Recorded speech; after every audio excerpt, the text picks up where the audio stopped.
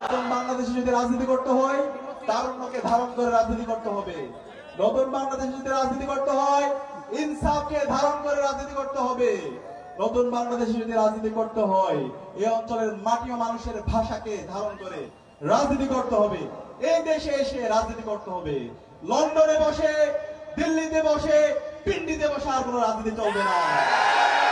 এই অঞ্চলে গত 54 বছরে ভারত যেভাবে আমাদের উপর জুলুম নির্যাতন নিষ্পেষণ করেছে তার বিরুদ্ধে, আগ্রাসনের বিরুদ্ধে, আধিপত্যবাদের বিরুদ্ধে আমাদের নেতৃবৃন্দ, ইনসাফের প্রতিনিধিরা সবসময় প্রতিবাদ প্রতিরোধ জারি রেখেছেন।